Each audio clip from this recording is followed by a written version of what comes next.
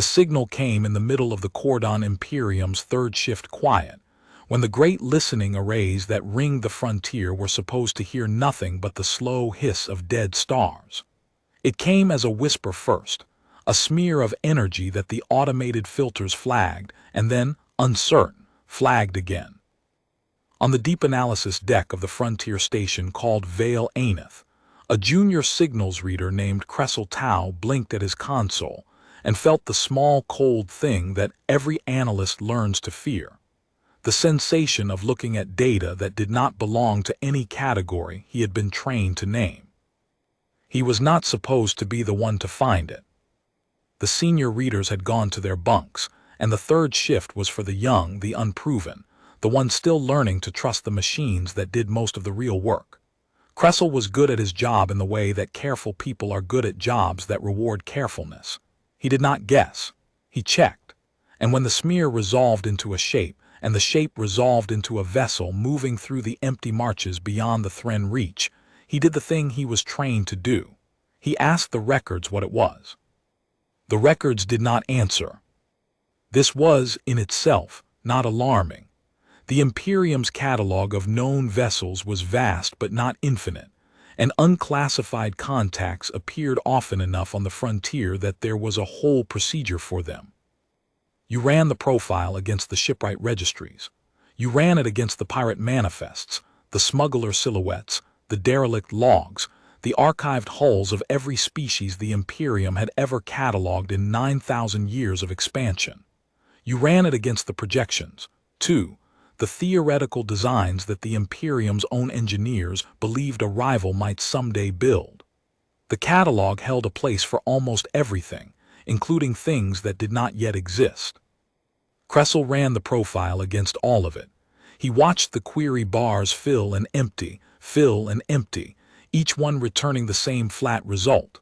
No match, no partial match, no family resemblance to any drive signature, hull geometry, or energy profile in the entire archive of the Kordaan Imperium.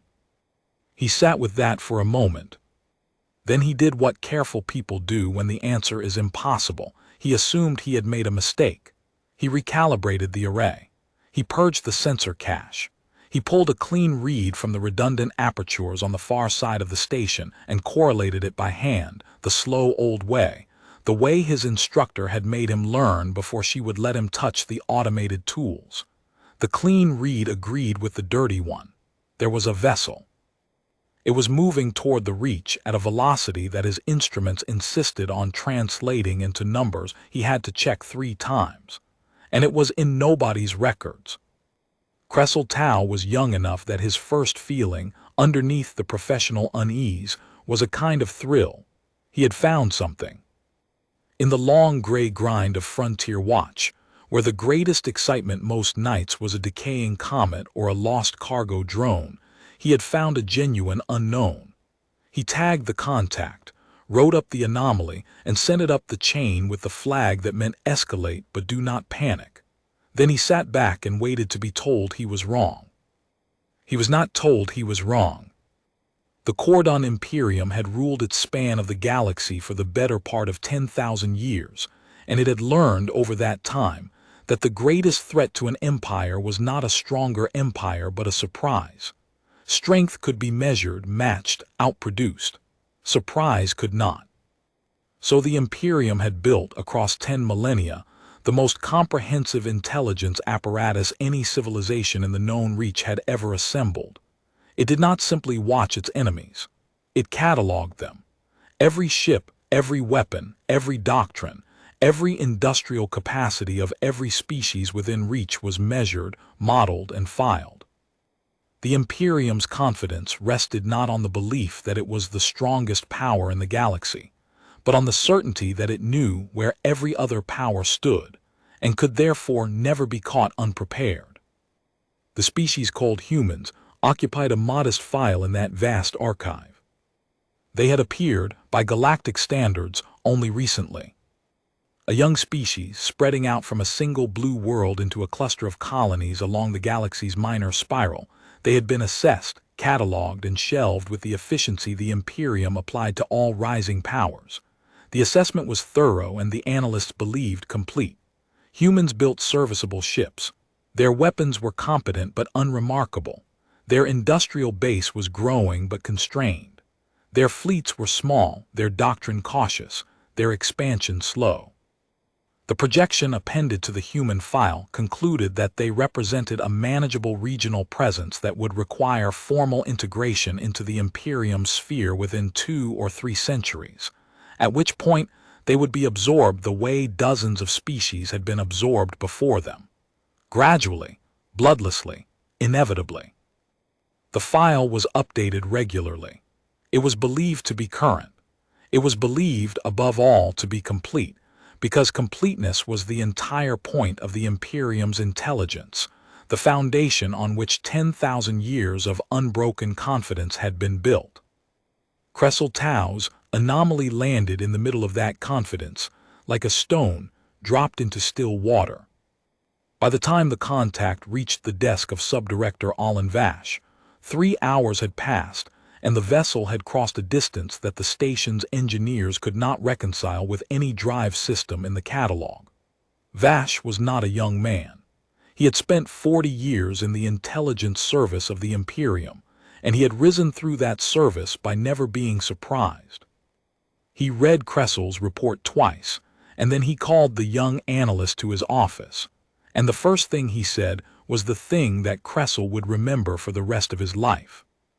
"Where did you get this?" "From the Array's subdirector, third shift watch. I ran it against everything. There's no." "There is always a match," Vash said. He did not say it unkindly. He said it the way a man states a law of nature. "The catalog is complete. If your query returned no match, your query was malformed. Run it again." "I ran it 11 times, subdirector." Something in the way the young man said it made Vash pause. He looked properly this time at the profile on the display. He had seen 10,000 ship profiles in his career. He knew the visual grammar of them, the way an experienced reader knows a language, the tells that marked a warship from a hauler, a pirate from a patrol, one shipwright tradition from another. And he looked at this profile and felt, for the first time in a very long time, that he was reading a sentence in a language he did not speak. The geometry was wrong, not alien wrong, not the ordinary strangeness of an unfamiliar species. It was wrong in a way that suggested it had been designed by something that understood the same physics the Imperium understood and had simply gone further, taken the principles the Imperium's own engineers considered settled and pushed them past the point the Imperium had judged possible. The drive signature was the worst of it. It was not a signature the catalog lacked. It was a signature the catalog said could not exist, because the energies it implied should have torn the vessel apart. Vash ran the query himself. He had access the junior analyst did not. The deep archive, the classified projections, the wargame models that mapped every conceivable threat the Imperium had ever imagined it might one day face. He fed the profile in and watched it fail to match, layer after layer, until he had exhausted not only what the Imperium knew, but everything the Imperium had ever thought to fear. No match. Sat back. Outside the office viewport, the frontier turned slowly, a scatter of cold stars over the dark. Alan Vash had built his entire career on a single quiet certainty, that nothing could reach the Imperium that the Imperium had not already seen coming. And now there was a thing moving through the marches beyond the Thren reach, moving toward Imperium space at a speed the catalog called impossible, wearing a shape the catalog had no name for, and every instrument he trusted agreed that it was real. "It's not in our records," he said, half to himself. Kressel, standing awkwardly by the door, did not know if he was meant to answer. "No, subdirector." "You don't understand what that means." Vash's voice had changed. The certainty had gone out of it and something else had come in, something the young analyst had never heard from a senior officer before. "Everything is in our records. That is the point of the records. A thing that is not in our records is a thing we cannot account for, and a thing we cannot account for." He stopped. He seemed to hear himself and to dislike what he heard. "Bring me the frontier disposition, all of it." every ship we have within reach of the Thren. While the Imperium began, slowly, to be afraid, the vessel it could not identify continued on its course. And aboard it, a young woman named Sira Idris was doing something no member of the Kordaan intelligence service would have believed possible, because it was not in their records either. She was, by the standards of her own people, unremarkable. 26 years old, a systems officer on a survey vessel that had spent the last 4 years mapping the dead marches beyond the human colonies. She had signed on to the deep range service for the same reason young people had always gone to frontiers. Because the settled worlds felt small, and the dark felt like it might have room in it for a life. The ship was called the Meridian Vow, and it was not a warship. It had never been a warship. It was an exploration vessel, built for endurance and observation, crewed by scientists and technicians, and a handful of officers young enough to volunteer for a 4-year absence from everything they knew. What the Kordaan catalog could not have known, what it had no category to hold, was what the Meridian Vow carried in its core. The humans did not call it a weapon. They had not built it as a weapon. They had built it because a species that spread itself across the void needed to understand the void. And understanding required an instrument that could see and model the deep structure of space itself, the way the ancient astronomers of their homeworld had once built instruments to see the deep structure of light. It was a research engine, a thing of pure inquiry, and it had grown over decades from a theoretical curiosity into the most sophisticated modeling system the human species had ever produced. It could take the raw data of a region of space, and from it, construct a working model of the forces threaded through that region. The gravitational currents, the energy densities, the vast slow architecture that human physics had only recently learned to perceive. And a thing that could model the deep structure of space could, if you asked it, do more than observe. Sira Idris was the officer responsible for it, not because she was the most senior, but because she was the one who understood it best, who had spent the 4 years of the voyage inside its logic until the boundary between her thinking and the engines had worn thin. The older scientists respected it. Sira had learned to converse with it. She fed it the marches as the Meridian Vow crossed them, and it gave her back a picture of the void so detailed that the whole crew had gathered more than once, just to look at what she was seeing. The dark rendered visible, the empty made structural, a map of forces no human eye had ever been meant to perceive. It was during one of those crossings, deep in the marches beyond the Thren reach, that the engine showed her the ships. They were far off still, and they were not human, and there were a great many of them. Sira watched the engine resolve them out of the deep data and felt the same cold thing that, at almost the same moment, and for almost the opposite reason, Cressel Tau was feeling at his station in Vale Aneth. She was looking at something her records did not contain. The Meridian Vow's catalog of known galactic powers was thin and old, assembled from the fragmentary contacts the human colonies had managed in their short reach outward. It held rumors of a great old empire somewhere coreward, a thing called the Kordaan, spoken of the way small nations speak of distant giants. It did not hold a fleet. It did not hold this fleet, sliding through the marches in a formation that the engine, modeling their vectors, insisted was converging on a single destination. The human colonies. Sira took the model to the captain, and the captain took it to the senior staff, and for a long time the small crew of an unarmed survey vessel sat in the dark beyond the reach and understood that they had, entirely by accident, seen something coming that no one at home could possibly know was coming. Their catalog did not have it, and unlike the Imperium, they had no vast apparatus, no 10,000 years of watchful cataloging, no arrays ringing their frontier. They had a survey ship, a research engine, and a systems officer young enough to still believe that seeing a thing clearly was the first step toward being able to do something about it. What no one aboard yet understood, what Sira herself would only come to understand in the days ahead, was that the engine which could model the deep structure of space did not have to stop at modeling.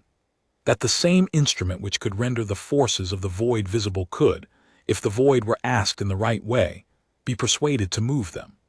And that the fleet sliding through the marches toward her unsuspecting home had, in the meridian vow, encountered the one thing that was in nobody's records at all. The fleet in the marches belonged to War Marshal Draven Kahl, and it was not a survey. The Kordaan Imperium did not, as a rule, send fleets into the marches for nothing. The vessels sliding through the dark beyond the Thren Reach were the vanguard of an integration action, the polite term the Imperium used for the process by which rising species were folded into its sphere. Most integrations were bloodless, conducted through decades of trade dependency and diplomatic pressure, until the target species woke one day to find itself already inside the Imperium's borders without a shot fired. But some species resisted, and the human colonies, in the assessment of the Integration Bureau, had shown enough independent spirit that the Bureau had recommended a demonstration. Not a war exactly, but a showing of the flag, a fleet arriving in human space large enough to make the outcome obvious and the resistance pointless. Draven Kahl had been given 80 warships and a simple mandate: proceed to the human colonies, establish overwhelming presence, and let the humans understand, without the crude necessity of firing, that their independence had reached its natural end. It was the kind of assignment the Imperium had executed 100 times. The human file was thin, the human fleets were small, and the projection appended to the operation predicted a swift and quiet result. Kahl had read the file. He had seen nothing in it to trouble him. He was in his command chamber, reviewing the final approach vectors, when the priority signal came in from the Intelligence Directorate, and the careful confidence of the whole operation began, quietly, to crack. The signal was from Subdirector Vash. It carried an unidentified contact, a ship profile that matched nothing in the catalog, moving through the very marches Kahl's fleet was crossing. The Directorate's assessment was unusually plain in its uncertainty: origin unknown, capability unknown, intent unknown. It requested that the War Marshal exercise caution and report any contact. Kahl read it and frowned. Caution was not a word the Intelligence Directorate used lightly, and unknown was a word it almost never used at all. The entire purpose of the Directorate was to ensure that the word unknown never had to be written. He pulled the attached profile onto his own display and studied it with the eye of a man who had commanded fleets for 30 years, and he felt the same disquiet that had settled over Vash, though he would not yet have called it that. The shape was wrong. The drive signature was wrong. And the thing that troubled him most, the professional soldier's instinct that no catalog could teach, was that the vessel was not behaving like a threat. It was not maneuvering. It was not maneuvering the way a spy would maneuver, or a scout, or a raider. It was simply crossing the marches on a survey pattern, methodical and unhurried, as though it did not know his fleet was there. Or as though it did not care. He assigned 2 of his fastest cruisers to investigate, and he told them to observe, not engage. It was a professional decision, a careful decision, the decision of a man who had been handed the word unknown and did not intend to be the one who turned it into a catastrophe. The cruisers peeled off from the formation and ran ahead into the dark, and Kahl turned his attention back to his approach vectors, and told himself that in a few hours the unknown would have a name and a category and a place in the catalog where it belonged. Aboard the Meridian Vow, Sira Idris watched the 2 cruisers detach from the distant fleet and begin to run toward her, and she understood that the accidental peace of the last days was over. The engine had them in perfect focus. It rendered their vectors, their acceleration, the slow bloom of their drives against the deep structure of the void, and from that data it built a prediction so precise that Sira could watch the cruiser's future arriving before they did. They would reach the Meridian Vow in 19 hours. They outmassed the survey ship many times over. They were, unmistakably, warships, and the survey ship was not, and every officer on the bridge understood the arithmetic of that without anyone having to say it aloud. Captain Alden Reyes was a careful man, older than Sierra by 20 years, and he had spent the voyage being exactly the kind of captain a survey vessel needed. Patient, methodical, unwilling to take risks with a crew he was responsible for bringing home. He looked at the approaching cruisers and made the decision Sierra had expected him to make. "We run," he said. "We turn for home, we run at everything the engines have, and we get this warning back to the colonies before that fleet does. We are not a warship. We do not fight. We warn." It was the right decision, and Sierra knew it was the right decision, and she also knew, because the engine had already shown her, that it would not work. She pulled the model onto the main display so the whole bridge could see what she saw: the meridian vow's best possible run for home, and the fleet's vectors, and the simple, brutal intersection of the two. "They're faster than we are, Captain," she said. "Not the cruisers. We could lose the cruisers in the deep marches, maybe. The fleet, the main body. Their drive signatures don't match anything we have, but the engine can measure their acceleration, and it's higher than ours. If we run for the colonies, they arrive before we do. If we run at all, they know we've seen them and they stop being careful." She let the model turn, let everyone watch the lines converge. "We can't outrun the warning to safety. There is no vector where we get home first." The bridge was silent. Reyes stared at the model, and Sierra watched him do the thing that careful people do when the careful option fails, which is to look, reluctantly, at the options they had been trying not to see. "Then what do you suggest, Officer Idris?" he said. It was not quite a question. It was a man asking to be told there was another door in a room he already knew had only one. Sierra had been thinking about the answer for 6 hours, ever since the engine first showed her the cruisers detach. She had been thinking about it the way you think about a thing you are afraid to say aloud, because saying it aloud would make it real, and because what she was about to propose was not in the mission profile, was not in the ship's charter, was not in anything the human colonies had ever sent a survey vessel out to do. "The engine can see the deep structure of the void," she said slowly. "You've all watched it. The gravitational currents, the energy densities, the way force is threaded through what looks like empty space. We use it to model, to understand, to map." She stopped. "But modeling and moving are closer than we've ever let ourselves say. The engine doesn't just observe the structure. It understands it well enough to predict how it will change.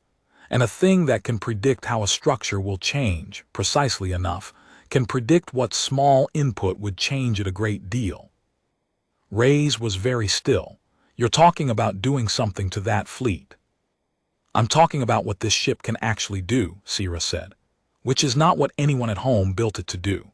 Nobody built the engine to be a weapon, but nobody built it to not be one either, because nobody thought that far, because we've never needed to. We've spent 4 years learning to see the forces in the void more clearly than anyone in the history of our species. I'm telling you that if I can see them that clearly, I can touch them. Not everywhere, not always. But there, around that fleet, in the deep marches where the structure is thin and the currents run close, there, I think, I can do more than watch." She did not say obliterate. The word was too large for the bridge of a survey ship, too large for what she was, a 26-year-old systems officer who 4 years ago had thought the greatest achievement of her career would be a well-drawn map. But it hung in the room anyway, unspoken, in the space between her careful words and the converging lines on the display, and every officer on the bridge heard it, and no one said it. And Captain Reyes looked at the young woman who had spent 4 years becoming something the human colonies did not yet have a name for, and made the second hardest decision of his life. "Show me," he said, "not do it. Show me, model it. Show me exactly what you think this ship can do to that fleet, and show me what it costs, and show me what happens if you're wrong. And then we decide together, because I am not going to be the man who let a systems officer turn a survey ship into a weapon on a hunch." He paused. "But Sierra, if you're right, if you can actually do this thing." He didn't finish. He didn't have to. Sierra turned back to her console and began to feed the engine the question it had never been asked. 19 light hours away, Subdirector Alan Vash had spent the intervening time doing the thing intelligence services do best, which is to assume the worst and prepare to be right. He had pulled the frontier disposition. He had cross-referenced the unknown contact against every scrap of data the Imperium held on the human colonies, and he had found the small, disquieting thread that the Integration Bureau had missed. It was buried in the human file, in a subsection so minor that no analyst had flagged it in years. A note, decades old, that the humans maintained a program of deep-range survey vessels, and that one such vessel carried an experimental instrument the human sources described only as a modeling engine. The note had been filed under scientific activity, low priority, no military relevance. The analyst who had filed it had assessed, reasonably, that a research instrument on a survey ship was of no interest to the Imperium's threat models. Vash read the note 4 times. Then he pulled up the profile of the unknown contact, and he pulled up the last known deployment pattern of the human survey program, and he laid them side by side, and the cold thing in his chest grew colder. The vectors matched. The unknown vessel was moving on exactly the kind of survey pattern the human note described, in exactly the region the human program would have reached, which meant the ship the catalog could not identify was not a warship, was not a raider, was not any of the threats the Imperium knew how to fear. It was a research vessel, a survey ship, something so far beneath the threshold of military concern that the Imperium had filed it under science and forgotten it. And that was what frightened him. Because if a mere research vessel, a survey ship, an instrument of pure inquiry, produced a profile that matched nothing in the entire catalog of the Kordaan Imperium, then the Imperium's model of the human species was not merely incomplete. It was wrong at the foundation. The humans were not what the file said they were. Whatever they had become in the decades since that minor note was filed, they had become it quietly, off the edge of the Imperium's attention, in the one category the Imperium had never bothered to watch. Vash composed a second signal to War Marshal Call, more urgent than the first. It said, in the careful language of a man who did not want to be the one who cried alarm and was proven a fool, "The unknown contact is likely a human research vessel. Its capabilities are not in our records. Recommend extreme caution. Do not engage until capability is assessed." He sent it, and then he sat in his office on the frontier station Vale Aneth, and he waited, and beside him the young analyst Cressel Tau waited too, and neither of them said aloud the thing they were both thinking, which was that a signal sent 19 light hours was a signal that arrived 19 hours late, and that whatever was going to happen in the marches beyond the Thren Reach had, in every way that mattered, already begun. The model that Sierra Idris built for Captain Reyes took the engine 4 hours to construct, and when it was finished, it was the most frightening thing anyone aboard the Meridian Vow had ever seen. She had asked the engine a question no one had ever asked it, not what is the structure of the void around that fleet, which it had been answering for days, but what is the smallest thing I could do to that structure that would produce the largest change where the fleet is. The distinction mattered enormously. A survey ship carried no weapons capable of touching 80 warships, but the engine was not proposing to use weapons.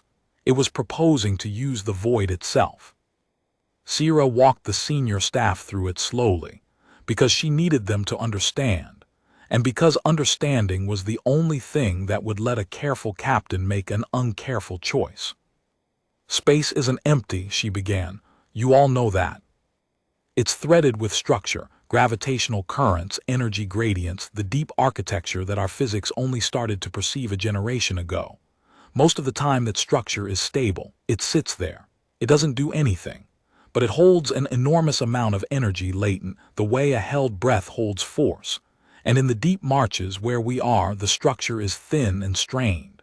The currents run close together. There are places out there where the void is under tension, like a sheet pulled taut, and it stays taut because nothing has ever disturbed it. She brought up the model. The void around the Kordaan fleet glowed with lines of force, and threaded through it, in colors the engine had chosen to mark the places of greatest strain, were regions that pulsed like something under pressure. The fleet is going to pass directly through one of those regions, in about 14 hours. They don't know it's there because they can't see the structure the way we can. To them, it's empty space. Reyes was leaning close to the display now, and you can do something to it. I can release it, Sierra said. The engine can model the exact input, the precise disturbance applied at the precise point that would collapse the tension in that region, not create energy. Release energy that's already there, that's been sitting in the strained structure of the void for longer than our species has existed. It would happen fast, faster than their drives could respond, because they'd have no warning, because to them nothing would be there until it was everywhere. She let the model run. The strained region collapsed, and a wave of released force propagated outward through the deep structure, and the 80 warships of War Marshal Draven Call's fleet were caught in it and torn apart, not by any weapon, but by the void itself letting go of a breath it had held for 10 billion years. The bridge was silent. Reyes stared at the collapsed model for a long time. "Show me the cost," he said at last, and his voice was rough. Sierra had known he would ask, and she had made the engine answer honestly, because a dishonest model was worse than no model at all. The disturbance has to be applied from close range, closer than I'd like. We'd have to bring the meridian vow to within a specific distance of the strained region and hold there while the engine delivers the input, a precise sequence sustained. It takes 40 minutes. During those 40 minutes we can't run and we can't maneuver because any change in our position changes the model, and if the model is wrong, the collapse doesn't happen where it should. It happens somewhere else. Maybe it doesn't happen at all. Maybe it happens to us. She met his eyes. And I've never done this. No one has ever done this. The engine has never been asked to move the structure instead of measure it. The math says it will work. But the math has never been tested because there's never been a reason to test it, because no one ever imagined a survey ship would need to. So it might not work. It might not work. It might work partially.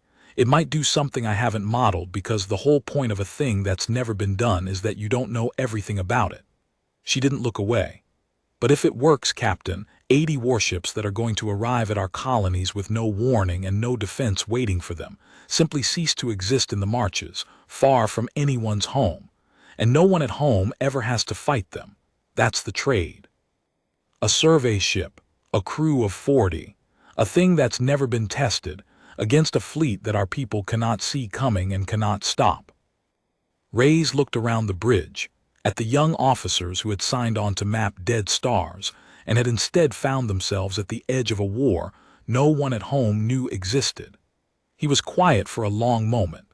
Then he asked the question that Sierra had been waiting for, because it was the question that separated a careful man from a coward, and Alden Reyes was not a coward.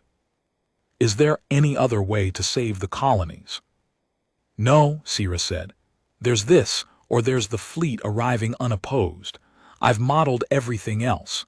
There's no vector where we get the warning home in time. There's no version where a survey ship outfights 80 warships with weapons. There's only the void and the engine, and the fact that we're the only ones in the galaxy who can see the structure clearly enough to touch it. She paused. They filed us under science, Captain, whoever that fleet belongs to. If they know we exist at all, they think we're a research ship. They have no idea what the engine can do, because we didn't know what the engine could do until 6 hours ago. That's the only advantage we have. They can't defend against a thing they don't believe is possible. Reyes nodded slowly, and then the careful captain of an unarmed survey vessel gave the order that would put his ship in nobody's records forever. Take us in, Officer Idris. Bring us to the point your engine needs. And God help us if the math is wrong.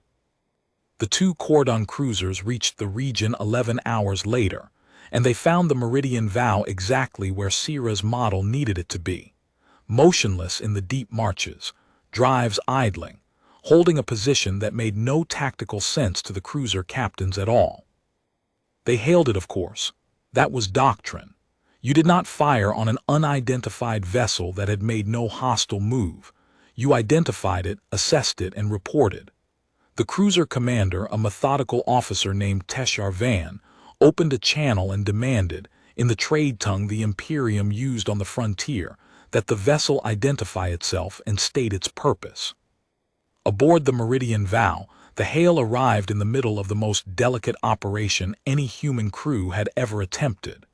The engine was 31 minutes into its 40-minute sequence. Sierra could not stop it.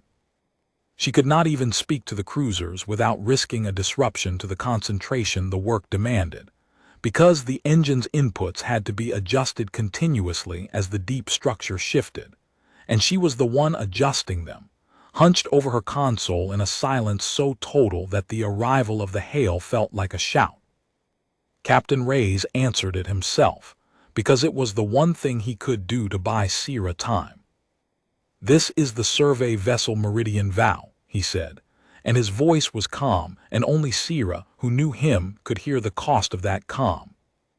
"We are a scientific research ship conducting a routine survey of this region. We have observed your fleet and we mean you no harm. We are unarmed. We request that you hold your position while we complete our current observation." Teshar Van, aboard the lead cruiser, listened to that and did not believe a word of it, and also could not find a single thing wrong with it. The vessel claimed to be a research ship. Its profile, whatever the catalog said, was consistent with a research ship. It was unarmed. His own scans confirmed it carried nothing his instruments recognized as a weapon.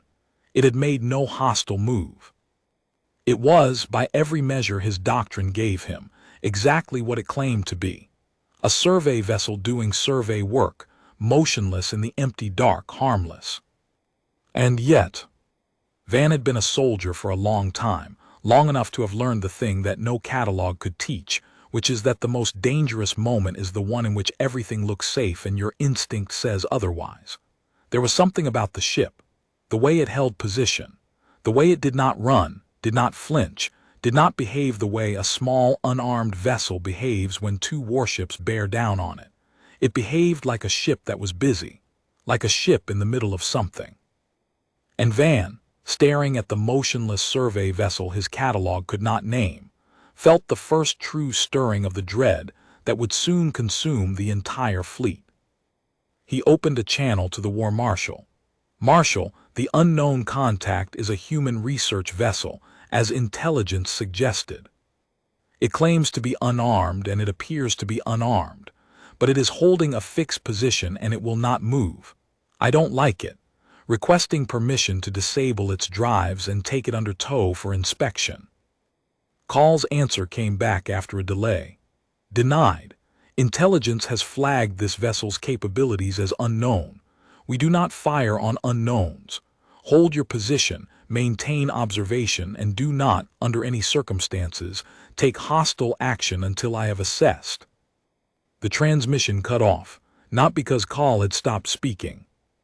Because, 39 minutes into the sequence, the engine aboard the Meridian Vow reached the end of its work, and Sierra Idris, 26 years old, systems officer of a survey ship, delivered the final input into the strained structure of the void, and the marches beyond the Thren reach came apart. There is no good language for what happened next, because it had never happened before, and the people best equipped to describe it were the people it happened to, and they did not survive to describe it. From the cruiser Teshar Van commanded, it looked at first like nothing. The empty space between his ships and the distant main body of the fleet simply changed.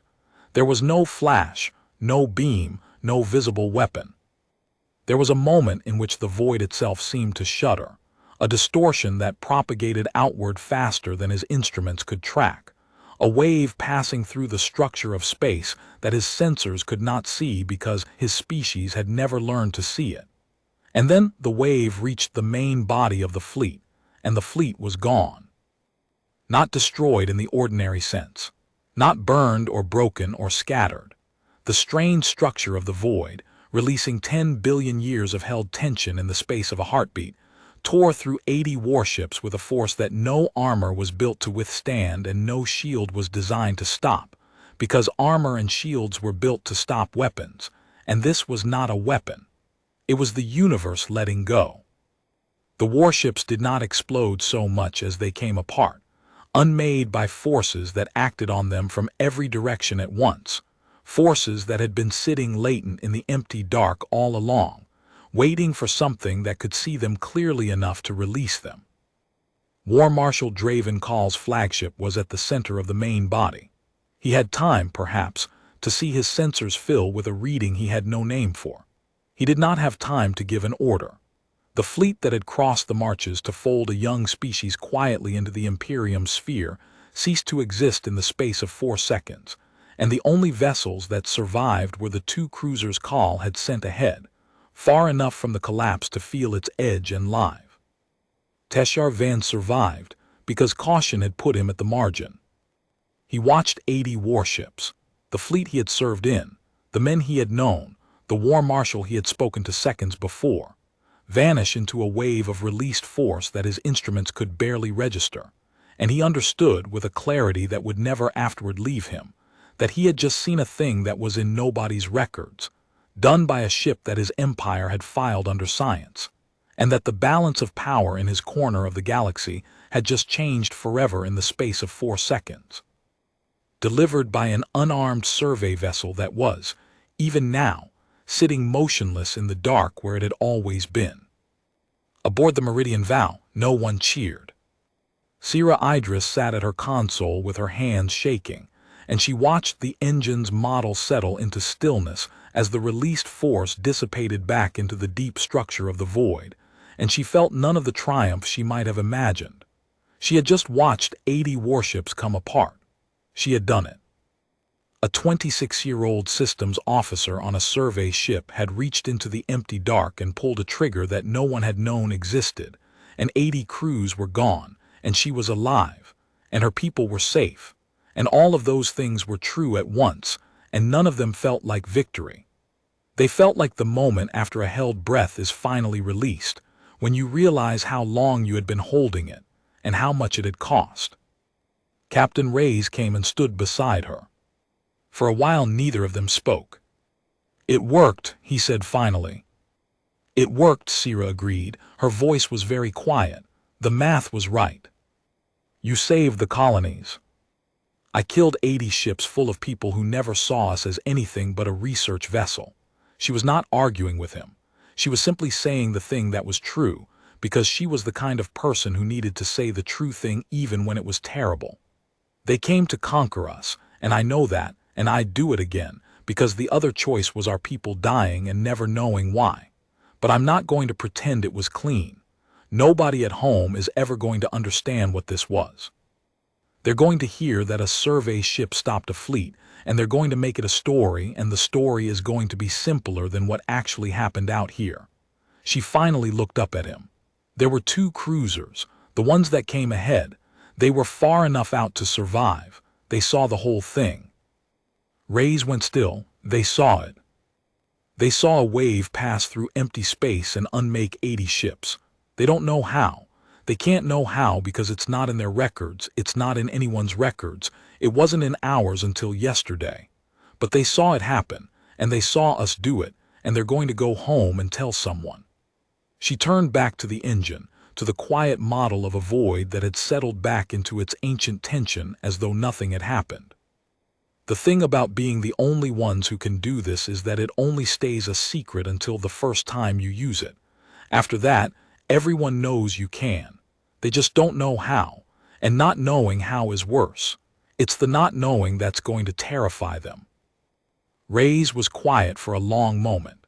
Then he said the thing that a good captain says, which is the thing that turns a horror into a responsibility. "Then we make sure they understand exactly one thing," he said, "that we did this to a fleet that came to conquer us, and we did it precisely, and we did nothing else. We didn't chase the cruisers. We didn't touch anything that wasn't the fleet. Whatever they take home, let them take home that. The humans could have done anything, and they did the one narrow thing that stopped an invasion, and then they stopped.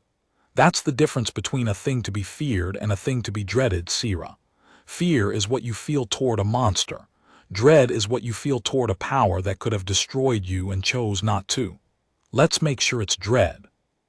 Sira looked at the two cruisers on the model, running now, running hard for home, and she did not touch them.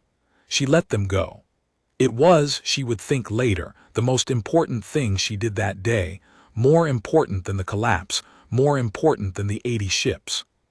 She let the witnesses live, and she let them carry home the shape of what had happened, precise and terrible and deliberately restrained.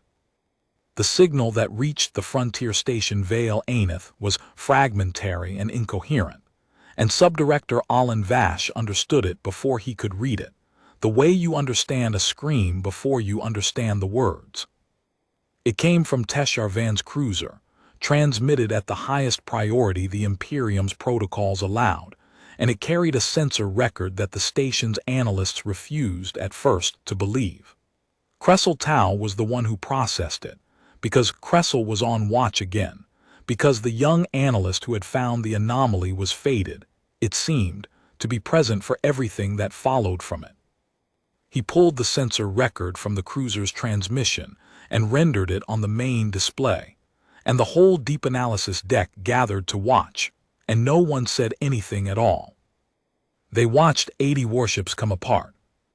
They watched it several times because the mind refuses a thing like that on the first viewing and demands to see it again, and again, searching for the trick, the weapon, the explanation.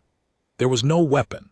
The analysts ran the record through every classification system the Imperium possessed, and the systems returned the same answer Cressel's query had returned days before, the answer that had started all of this: no match. No match to any weapon in the catalog. No match to any energy signature the Imperium had ever recorded. No match to anything the Imperium's own physicists believed was possible. 80 warships had been destroyed by a force the Imperium could not identify, delivered by a vessel the Imperium had filed under science, and there was nothing in 10,000 years of records to explain how. Vash stood at the back of the deck and watched the analysts descend, one by one, into the same place he had already gone. First the confusion, the refusal, the insistence that the record must be corrupted, the weapon must be there and simply unrecognized. Then the slower, colder realization as the confusion failed to resolve.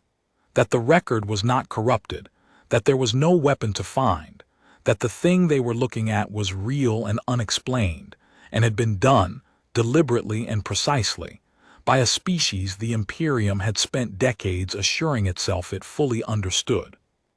And then the panic. It moved through the Intelligence Directorate the way panic moves through any institution built on a single foundational certainty when that certainty fails.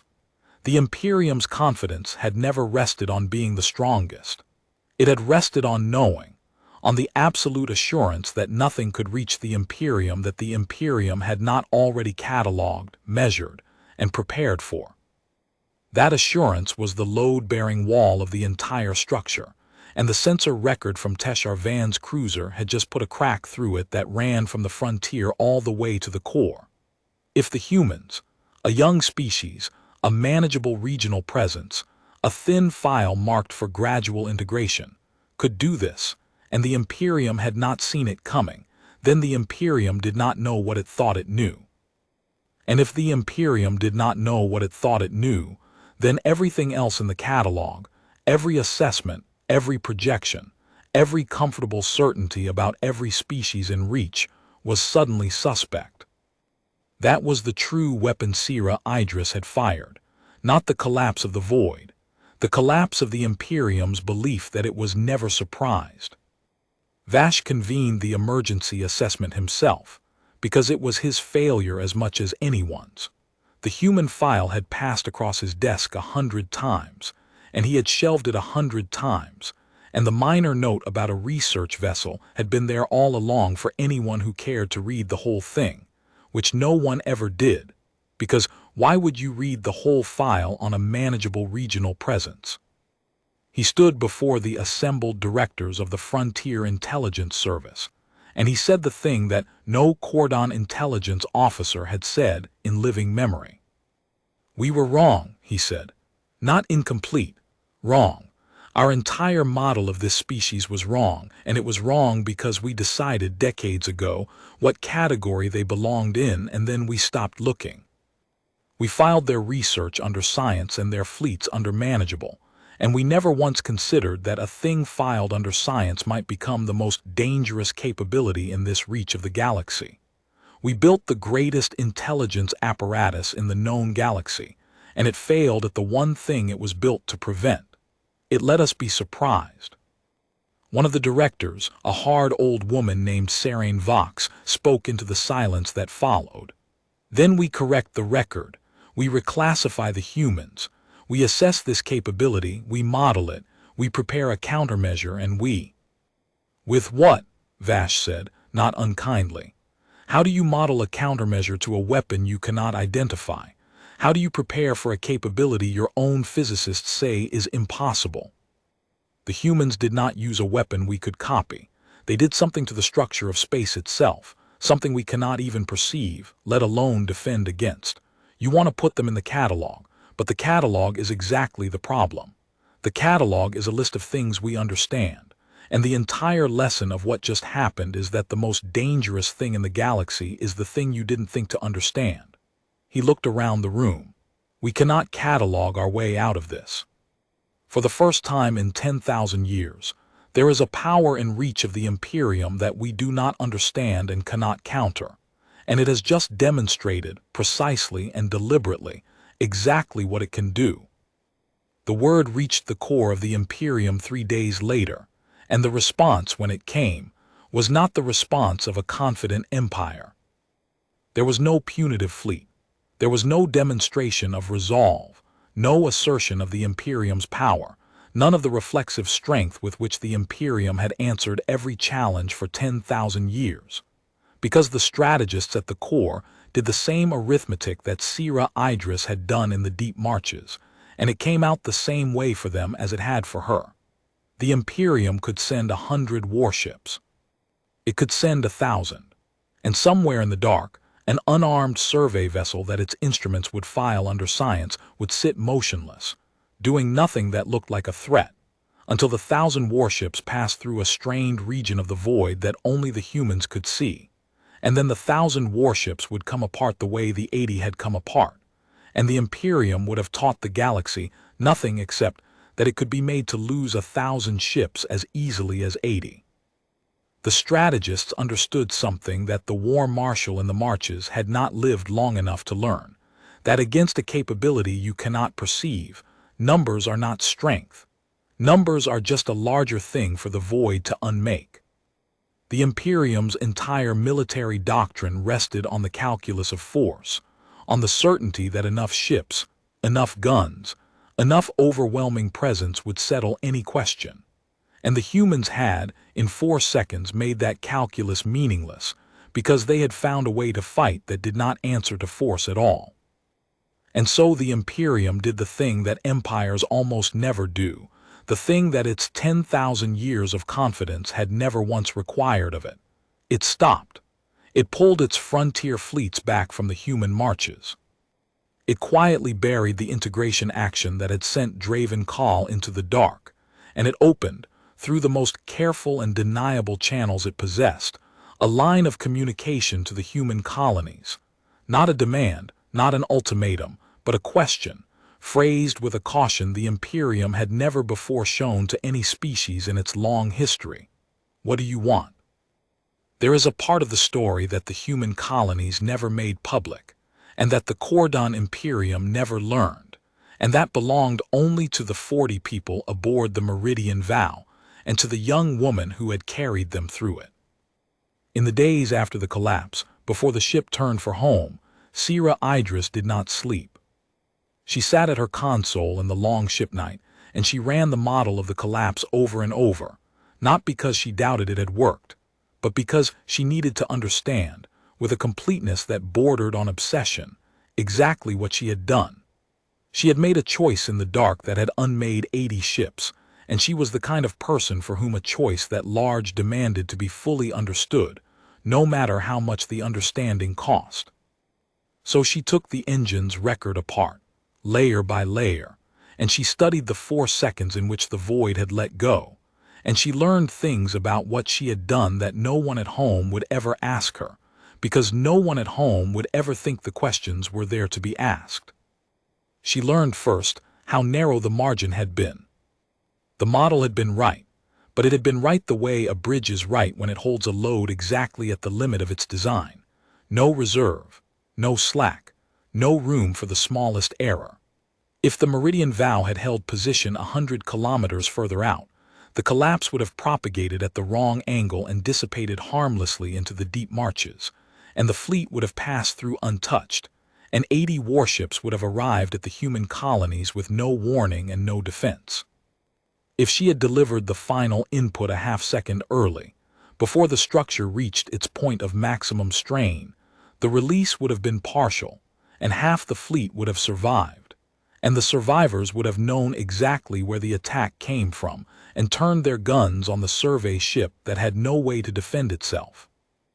The thing had worked because she had done it perfectly, and she had done it perfectly because she had spent 4 years becoming the one person in the human species who could, and she understood, studying the record in the ship night, how close the whole thing had come to being a different story entirely, one in which the meridian vow was a wreck in the marches, and the colonies were burning, and no one would ever know why.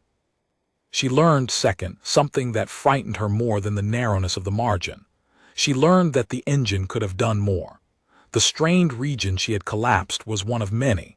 The deep marches were threaded with them, these places where the void held its ancient tension, and the engine in the course of building her model had mapped them all.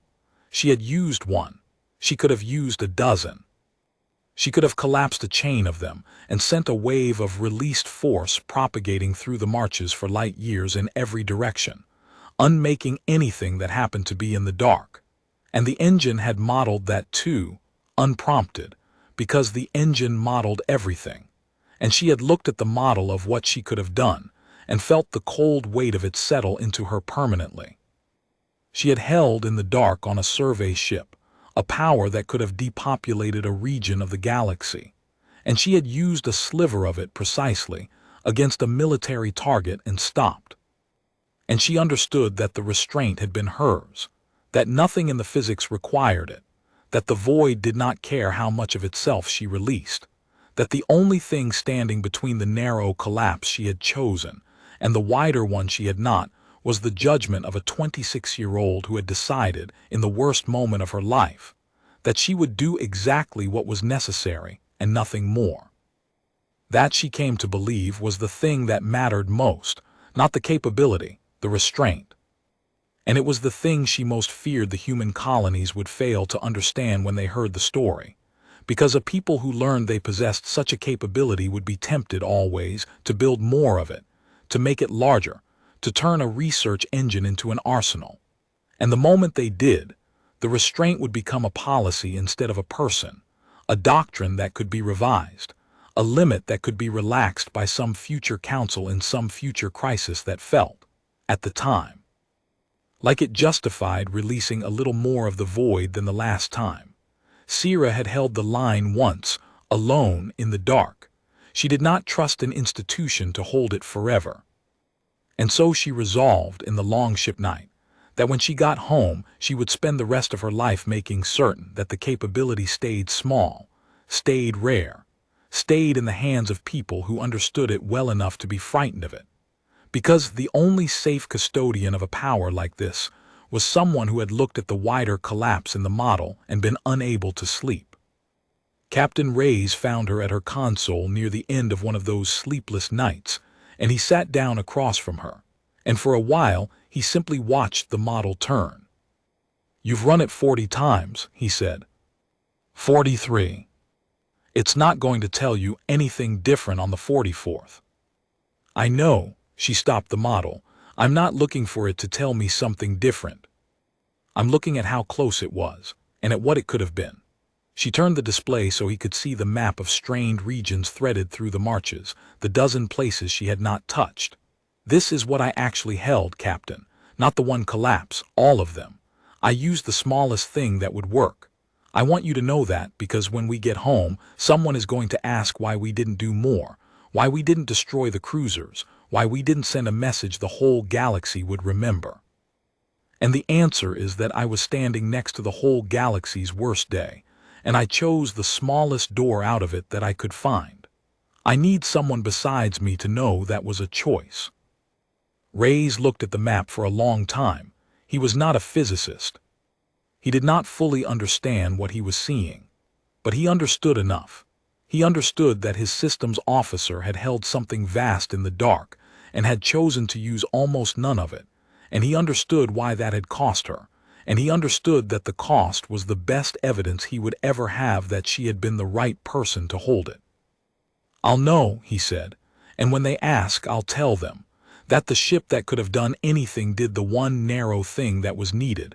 That's the record I'll put in, Sierra. Not the record of a weapon, the record of a restraint." He paused. "It's the only version of this that our people can survive being true. If we go home as the species that found a way to unmake fleets, we become a thing the whole galaxy has to destroy before it can grow.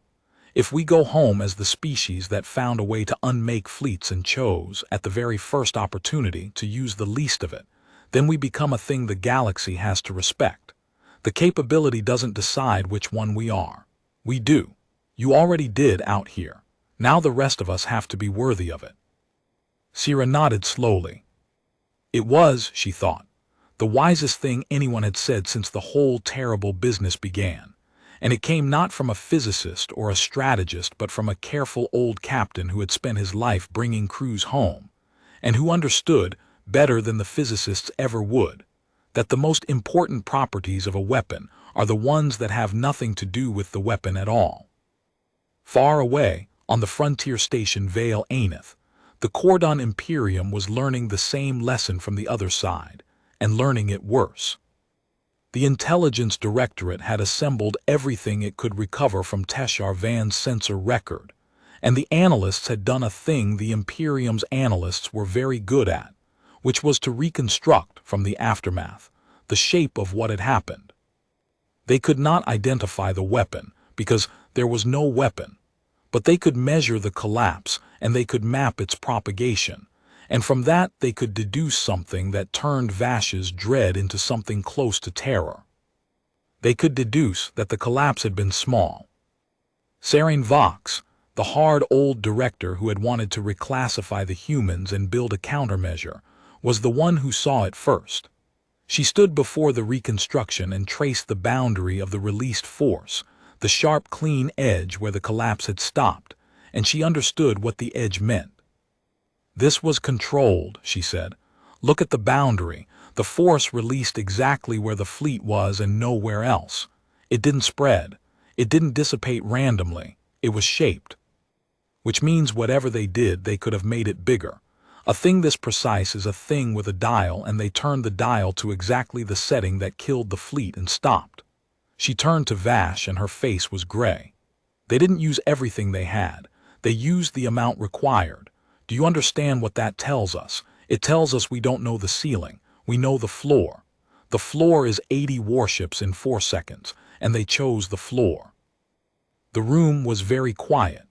Vash understood, and he saw the others understand, and he watched the last comfortable possibility die in their faces. There had been, until that moment, a version of events that the Directorate could tell itself, that the humans had thrown everything they had at the fleet, that the collapse represented the full extent of their capability, that it was a single desperate act that had exhausted whatever strange resource made it possible. That version would have been survivable. It would have meant the humans had a weapon that could be measured, matched, eventually countered. But the clean edge of the collapse killed that version. The humans had not thrown everything they had. They had thrown a fraction, precisely, and held the rest, and the rest was unknown, and the unknown was the thing the Imperium could not live with. "We are not going to counter this," Vash said quietly. There is no countermeasure to capability whose ceiling we cannot even estimate, wielded by a species that has just demonstrated it will use exactly as much as required and no more. We cannot deter them, because they have already shown they are not aggressive. We cannot invade them, because any fleet we send will simply be a larger number for them to unmake. We cannot even threaten them, because the entire language of threat runs on force, and force is the one thing that has stopped mattering. He looked around the room at the directors of the Frontier Intelligence Service, the inheritors of 10,000 years of confidence. For the first time in the history of the Imperium, we are in reach of a power that we do not understand, cannot measure, cannot counter, and cannot provoke. And the only reason we are still here to discuss it is that they do not appear to want anything from us except to be left alone. Our entire strategy, going forward, consists of one thing: making very certain that we never give them a reason to turn the dial higher. It was the most honest assessment the Kordaan Intelligence Directorate had produced in 1,000 years, and it was, in its way, a kind of surrender. Not the surrender of a defeated army, but the deeper surrender of a mind that has learned it was never as omniscient as it believed. The Imperium had spent 10,000 years building a catalog of everything, so that it would never be surprised. And it had been surprised anyway, by the one thing it had filed under the wrong heading and forgotten, and the surprise had taught it, at last and at terrible cost, the lesson that all confident powers eventually learn or die. That the map is not the territory, that the catalog is not the galaxy, and that the most dangerous thing in the universe is always, always, the thing you were certain you had already accounted for. In the years that followed, a strange new order settled over that reach of the galaxy, and it was an order that no strategist of the Imperium had ever modeled, because it rested on nothing the Imperium strategists had ever learned to measure. The human colonies did not build an empire. They did not expand into the vacuum the Imperium's retreat had left. They did not press their advantage or demand tribute or carve out a sphere of their own, and this restraint, more than the collapse in the marches, was what the Imperium found impossible to understand.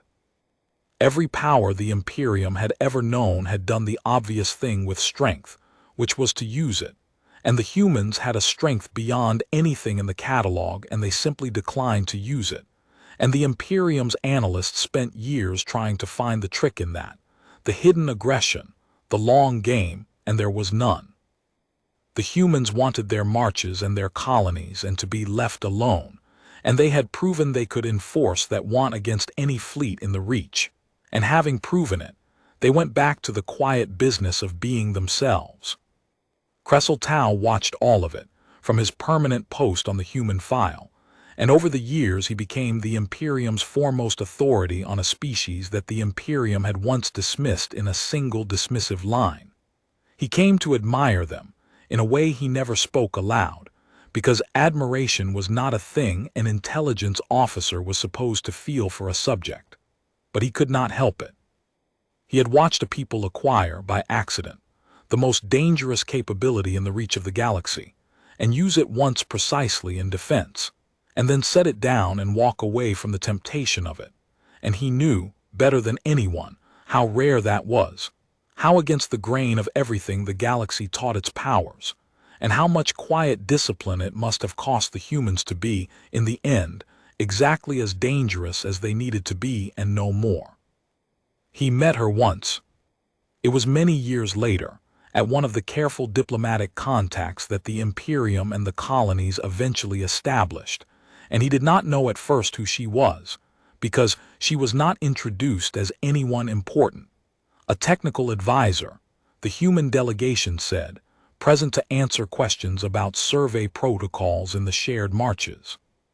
She was older than the sensor records had suggested, and quiet, and she watched the room the way people watch a room when they have seen something in it that no one else can see. And it was only when the formal session ended and the delegates drifted apart that Kressel understood, from a single thing she said, exactly who he was standing next to.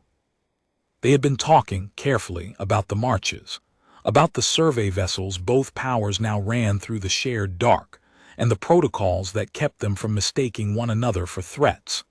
And the human advisor had said, almost idly, that the marches were more interesting than most people realized, that there was structure out there that rewarded patient observation, that the void was never as empty as it looked.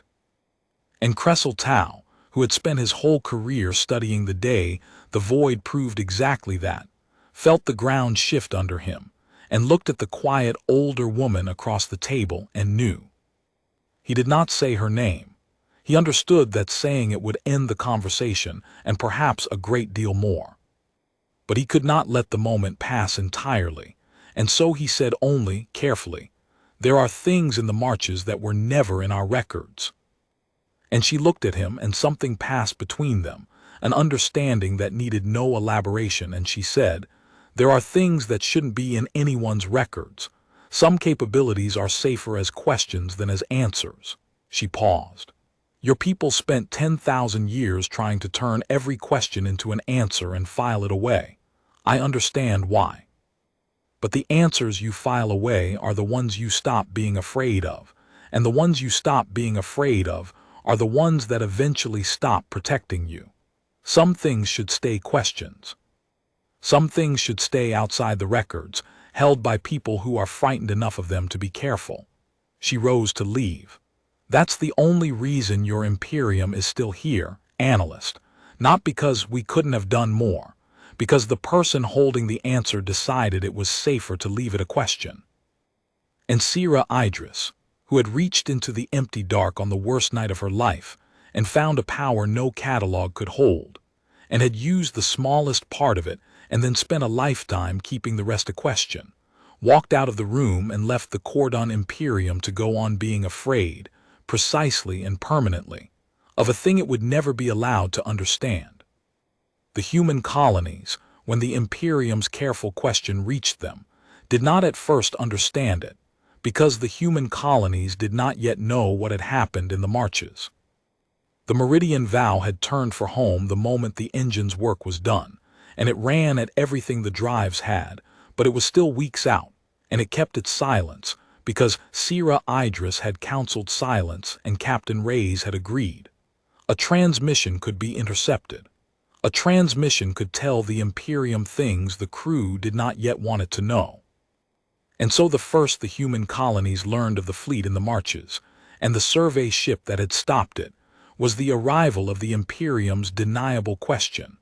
A message from a power the colonies knew only as a distant rumor, asking, with unmistakable caution, what the humans wanted, as though the humans held all the cards in a game the colonies did not know they were playing. The Colonial Council was baffled. They had received no report of any fleet, no word of any battle, no indication that they had done anything at all to earn the sudden, wary deference of an empire they had assumed did not know they existed. They very nearly dismissed it as a hoax, or a misdirection, or the opening move of some incomprehensible alien scheme. And then, 3 weeks later, the Meridian Vow crossed back into human space, and Sira Idris and Alden Reyes stood before the council, and told them what had happened in the deep marches beyond the Thren Reach. And the council understood, slowly and with growing awe, exactly what a survey ship and a research engine and a 26-year-old systems officer had done in their name. They made Sira tell it twice, not because they doubted her. The Meridian Vow's records were complete, and the engine's model of the collapse was there for anyone to examine, but because, like the Kordaan analysts on the frontier station, the human mind refused a thing that large on the first telling. A survey ship had destroyed a fleet of 80 warships. It had done so without weapons, using an instrument built for pure research, by reaching into the structure of space itself and releasing a force that had been latent in the void since before the human species existed. And it had done so precisely, deliberately, against the aggressor's military and nothing else. And then it had let the witnesses live so that the truth would be carried home intact. The council did not celebrate. They understood, as Sira had understood, that they were not looking at a victory so much as at a threshold, a line their species had crossed and could not uncross. The colonies had woken up one morning to discover that they possessed, entirely by accident, a capability that made the greatest empire in the Reach afraid of them. They had not sought it. They had not built it as a weapon. It had emerged quietly off the edge of everyone's attention, in the one place no one thought to look, and now it was theirs, and the whole galaxy would arrange itself around the fact of it, whether the colonies wished it or not. Sierra stood before the council and told them the thing she had decided, in the long weeks of the voyage home, that they most needed to hear. "They're going to want us to be a threat," she said. "Their whole model of the galaxy runs on force, on who has the most ships, the biggest guns, the strongest fleets. And they just learned that none of that matters against us, and it terrifies them, because it means they can't predict us, they can't counter us, they can't put us in a box in their records and know we'll stay there. Right now they don't know what we are. That not knowing is the most powerful thing we possess. It's more powerful than the engine, because a weapon they understand is a weapon they can eventually match. But a capability they can't even perceive, wielded by a people who used it once precisely and then stopped, that's not a thing they can plan against. That's a thing they have to respect." She paused. "We should not tell them how it works. Not ever. We should not build a fleet of these. We should not threaten anyone. We should do exactly one thing. We should answer their question. They asked what we want. We should tell them the truth. We want to be left alone. And we should let them spend the next 1,000 years being unable to prove that we couldn't do it again."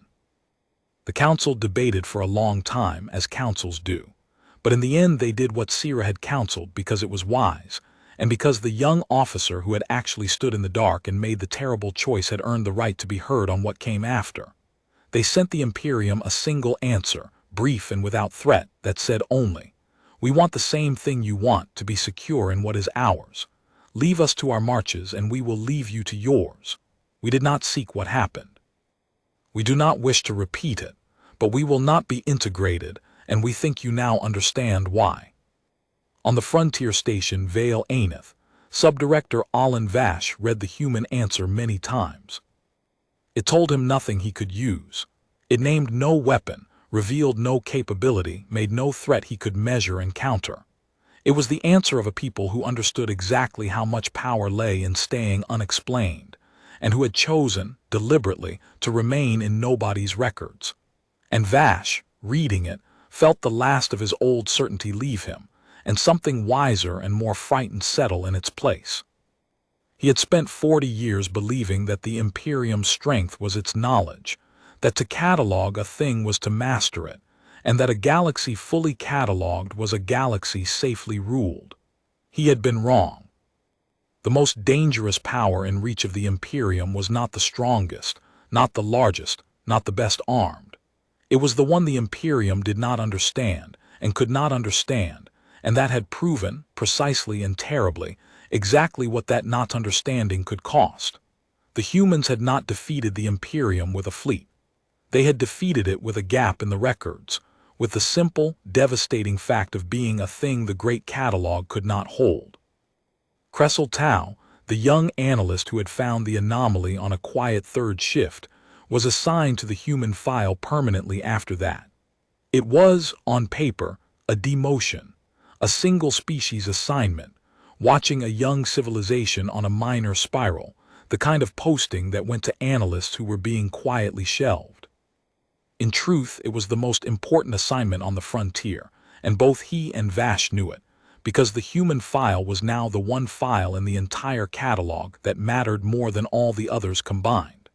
Cressel spent his days doing the thing the Imperium had failed to do for decades, watching the humans without deciding in advance what they were.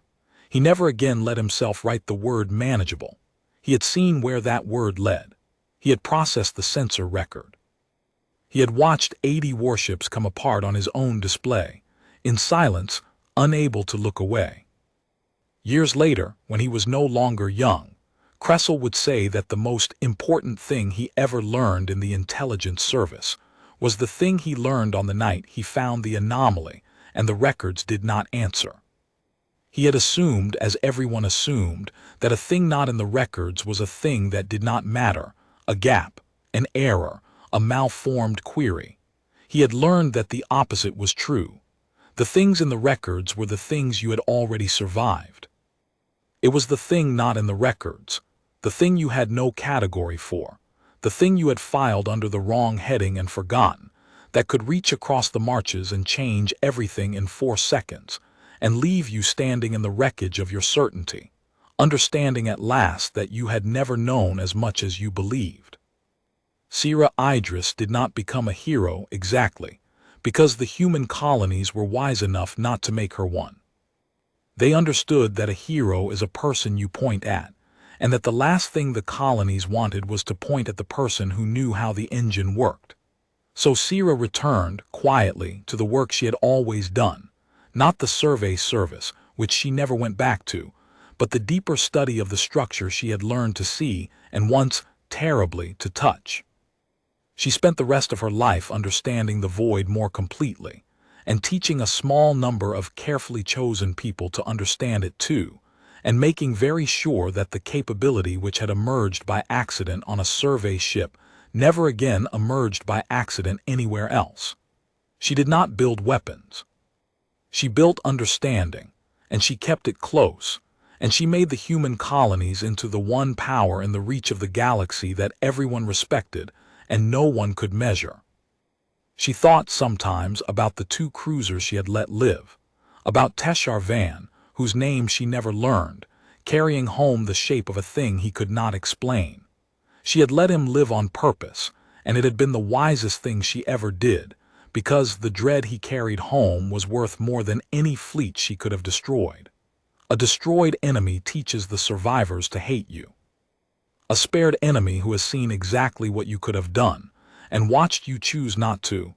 That enemy teaches everyone the far more useful lesson, which is that you are a power that keeps its own restraint, and that your restraint is a choice you make, and could unmake. The Kordaan Imperium never moved against the human colonies again. It watched them carefully for the rest of its long existence, and it never once found the thing it was looking for, the weapon, the capability, the entry in the records that would let it sleep at night. There was no entry.